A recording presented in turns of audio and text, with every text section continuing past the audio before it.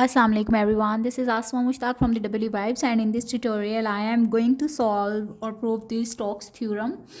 Alright, so considering that you are given a vector field f which is given by 2z plus 5 ax hat plus 3x minus 2 ay hat, then plus 4x minus 1 az hat, and you have to verify the Stokes theorem over a hemisphere, which is defined by the equation x square plus y square plus z square is equal to 4 and z is greater than equal to 0. So the hemisphere that you have to consider will be lying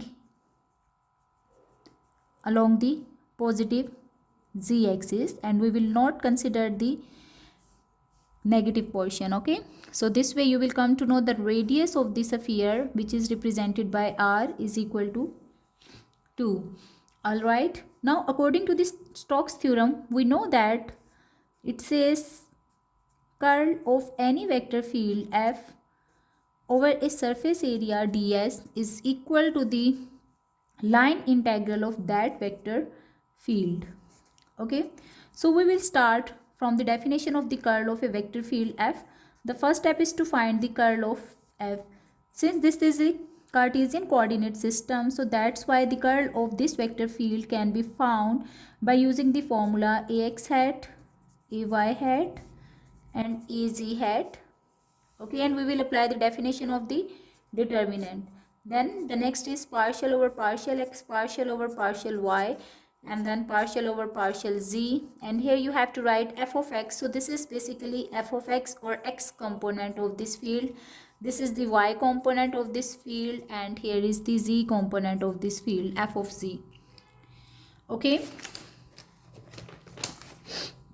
so let's just substitute the values of this field. So it's 2z plus 5, then 3x minus 2, and then 4x minus 1. Alright, now let's expand this determinant from the first row. So we will have ax hat, while inside the expression we will have partial over partial x into 4x minus 1 minus partial over partial z, and here we will have 3x minus 2. Okay, then minus ay hat, and within the bracket we will have partial over partial x of 4x minus 1, then minus partial over partial z, 2z plus 5, and then the last component will be plus az hat, and its value is partial over partial z, partial x, 3x minus 2, then minus partial over partial y, and we will have within the bracket 2z plus 5. Okay, when you will since you can see, I'll just give you a little bit idea of it. So the first expression is partial over partial y, sorry for just correct it please, and then you can see this is x and this is y, so there is no variable of y is present within this bracket. Okay, so that's why its derivative will be 0. Similarly, the variable is z, while x and y will be treated as constant, so the derivative of this expression will also be equal to 0. Hence, on simplification, you can simply write it as ax hat 0 minus 0, then minus ay hat. Here the derivative of x is, the derivative is being taken with respect to x, so that's why the expression along the y-axis will be equal to minus 4, then minus 2, then plus az hat, and again we will have 3 minus 0, which is actually equal to minus 2 ay hat plus 3 az hat. So this is the first step, that you have evaluated the curl of this vector field f, which is equal to minus 2 ay hat plus 3 az hat. Alright, the next step is to multiply or integrate this curl on the surface area ds. Since the hemisphere will have the surface area which can be evaluated by using the sides. For understanding the concept how the spherical coordinate system works, so you can watch the lecture that is present in the playlist. Okay, so this side is equal to r d theta, while this side is equal to r sine of theta d phi, and this surface area is actually pointing along the radial line AR head. All right. So the surface area ds is a vector quantity which can be represented as r square sine of theta d phi in the direction of AR head. Okay.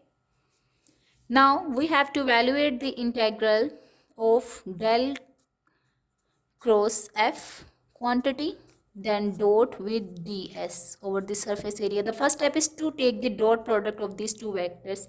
Since this is acting along the radial line while this vector field is acting along the ay and az axis, okay, ay and az axis, and we cannot take the dot product into different coordinates, so that's why I will convert this vector field into the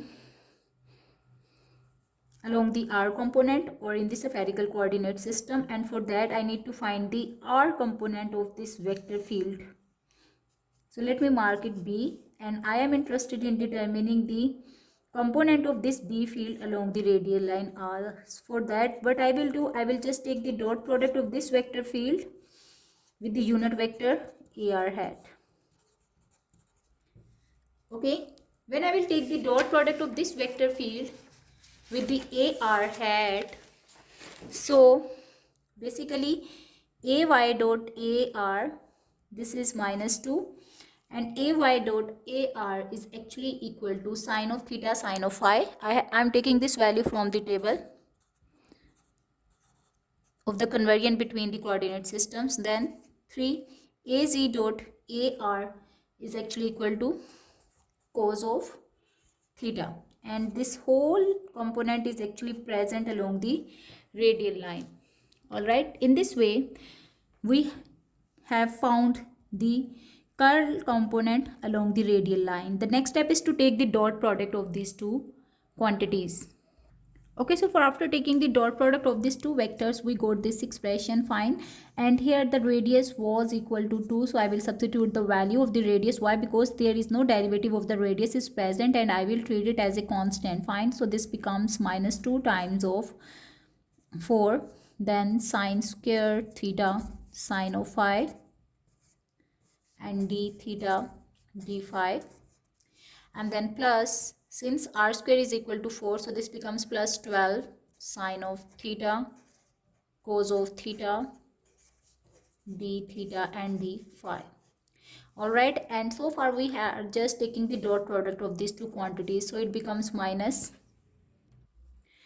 8 sine square theta sine of theta d phi and so on. All right, now let's just apply the integral definition on this expression. So we will have del cross f, okay, dot ds, and I will take minus 8 outside of from the integral, and inside the integral I will have sine square of theta d theta, then sine of phi d phi, then plus, then integral of sine of theta cos of theta, and then integral of d phi merely. Okay, now what is the limit of the theta and phi? In the spherical coordinate systems, the theta varies from 0 to pi by 2, while phi varies from 0 to 2 pi, and similarly 0 to pi by 2, and then 0 from 2 pi.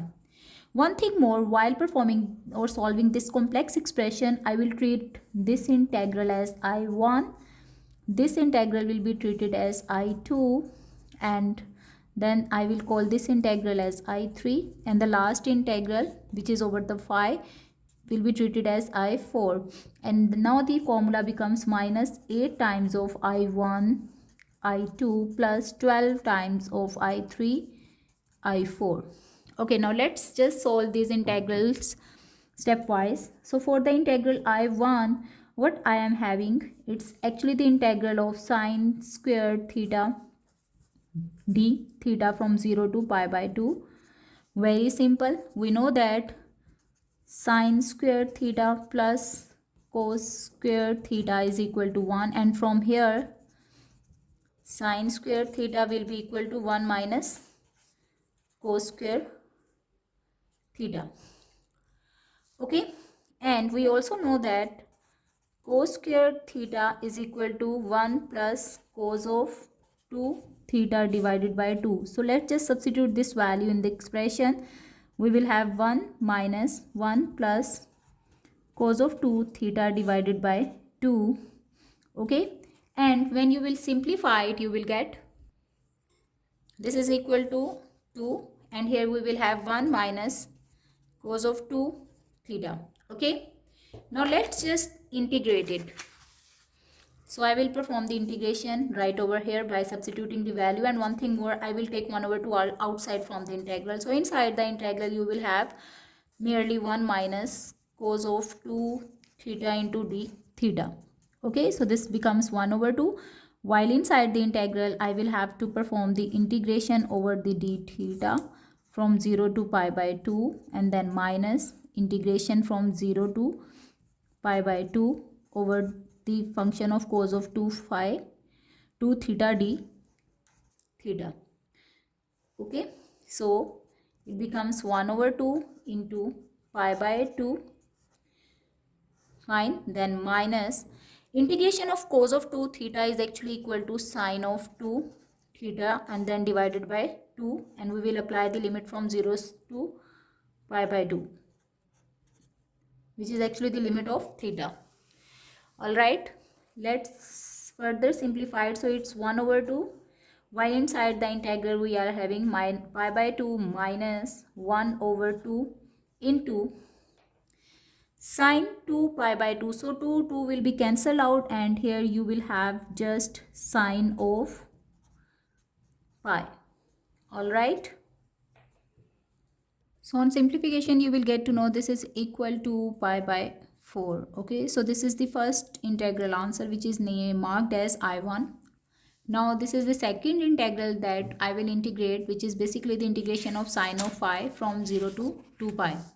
So let me call it I2, and this is equal to sine of phi d phi from 0 to 2 pi. We know that the integration of sine is actually equal to cos of phi, which is basically negative of cos of phi, and the limit will be applied from 0 to 2 pi. I will take minus common from here, and let's apply the limit. So cos of 2 pi minus cos of 0. So this becomes minus, inside the bracket cos of 2 pi is 1 while cos of 0 is 1. So 1 minus 1 is 0. Hence I2 is 0. Alright. Now let's evaluate the third integral I3, which is equal to integration of sine of theta cos of theta and then d theta from 0 to pi by 2.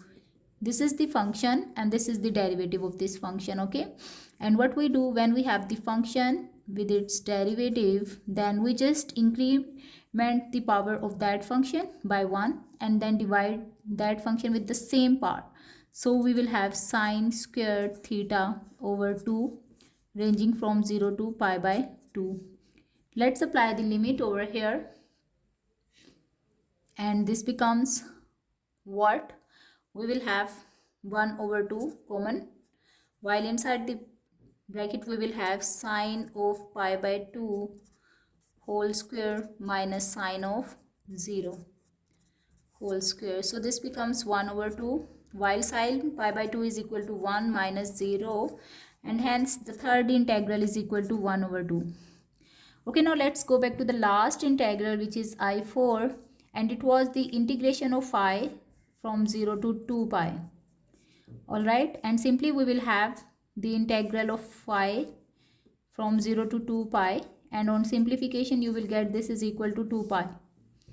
Now let's substitute the value in this equation. So minus 8 times of I1 into I2. So we will have minus 8 times of I1. I1 was equal to pi by 4, while I2 is 0. Then plus 12 times of I3. So I3, which is equal to 1 over 2. and then we will have the last I4. Okay, so this is equal to 0 because whole term is multiplied by 0, while we will left with this, and hence you will get 12 pi is the answer of the integral of del cross f on the ds. Fine. Now moving to this right hand side of the integral equation, which was equal to f dot dl. Now if we look at the hemisphere, and while applying the Stokes theorem, the differential length that we take is actually the open surface. So I will apply I will integrate this f over this line integral. Fine. So this arc length is actually represented by r d phi, and its direction is always along a phi hat. So again, f is in the xyz while we are having the line along the phi component. So the first step is to find the phi component of this. So f phi hat can be found by simply multiplying this force vector with the unit vector a phi hat. So let's do it now. So we will take this the dot product of this whole vector f with the a phi hat.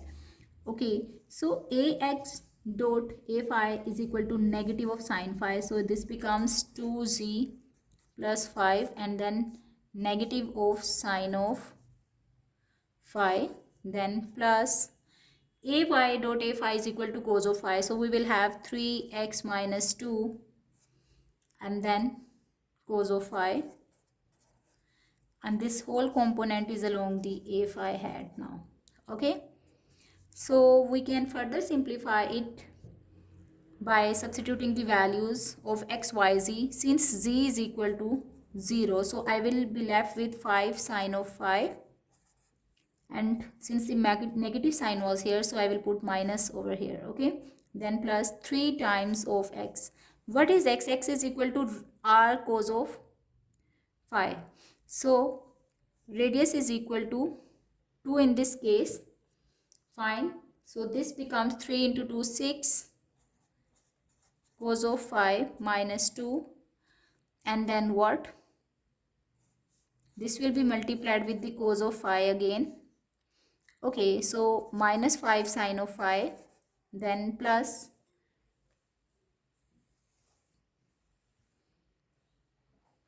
since I have already multiplied this with it, so it's basically 6 cos of phi cos square phi minus 2 cos of phi in the direction of a phi hat.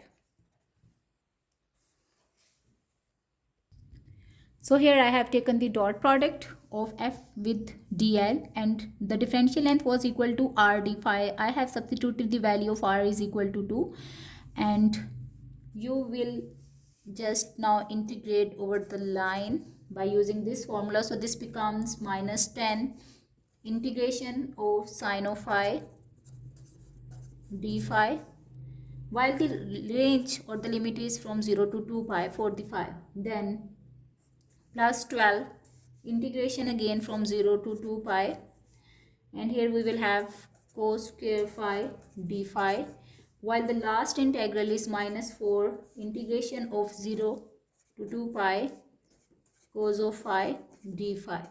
Okay, let's just simplify it. Since we know that minus 10 and then integration of sine of phi is actually equal to minus cos of phi, while the limit is from 0 to 2 pi. All right, then plus 12.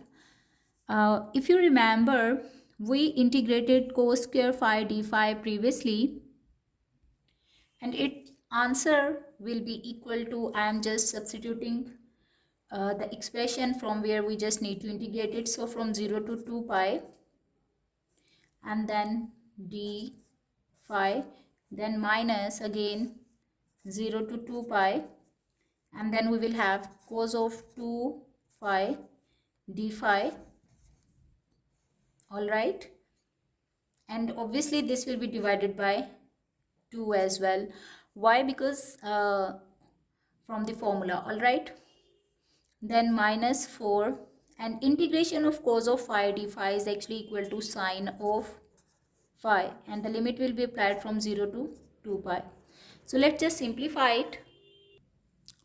Okay, so I have just simplified this expression, and it's 10 1 minus 1 then plus 6 into 2 pi minus this and all that.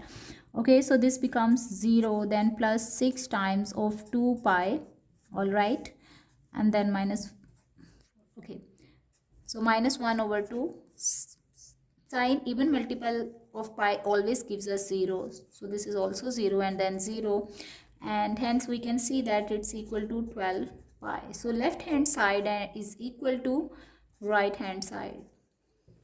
Thank you for watching.